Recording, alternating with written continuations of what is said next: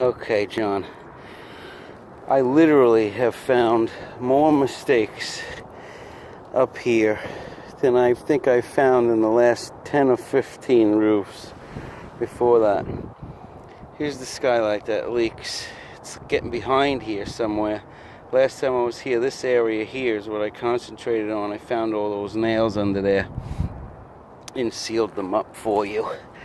Okay, you see the remnants of my urethane peeking out everywhere where I had to seal. Alright, those were all the nails that were getting wet. Alright, the guy who installed this roof knew that he had nails in the wrong spot because he went around everywhere and he put little pieces of ice shield and stuff in the seams to block the water from hitting them, which didn't do anything, actually held the water in. But today I went from here all the way up to the peak, and you could see, I mean, just how many errors I found. There's stuff peeking out everywhere here. All underneath here I found cuts. I don't know if it was the guys installing these things here, or maybe they wanted to put a bracket somewhere and they forgot, because you see these, look, you see my silicone peering through that now? That was a hole right through there, and there goes what looks to be like another one of those brackets underneath it that had two screws in it or something, and that was leaking directly above your skylight. And then here, you see I sealed that seam up because underneath here there was nails blown right through there. Now the worst of it that I found was up here. Up in this vicinity here, underneath that shingle, there was a big cut, like somebody laid a shingle on there and cut through it, and cut through the whole damn shingle underneath it. So that was definitely leaking. But I mean, I brought the whole box of sealant up here so I could seal these tabs down and seal all the junk that I found from bottom to top. So, I mean, it's ridiculous how bad this thing is.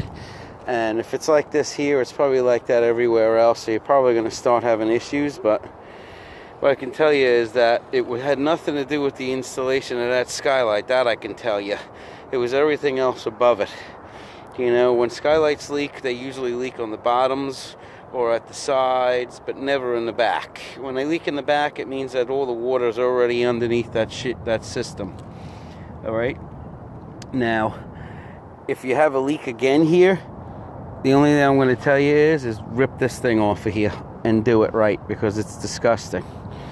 But, you know, I went from every darn shingle from here all the way up to there, and I lifted everything up with my flat bar, and I sealed every imperfection, every nail, every cut that I could possibly find in the wrong spot. So that's the only way that water is going to infiltrate beneath this system and end up where it ended up on that light. All right. So let me know. Hopefully that does it for you. But it's getting monotonous at this point. You know, service call after service call after service call.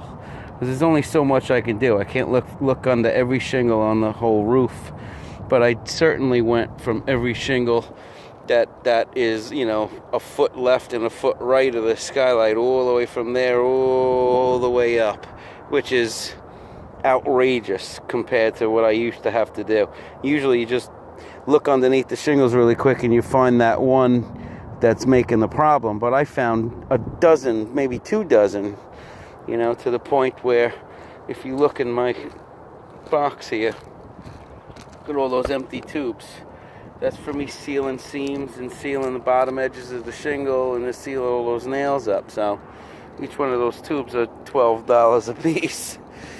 So now that area is completely sealed from any fastener or any entryway that I could possibly see, because you can't lift up these shingles that much.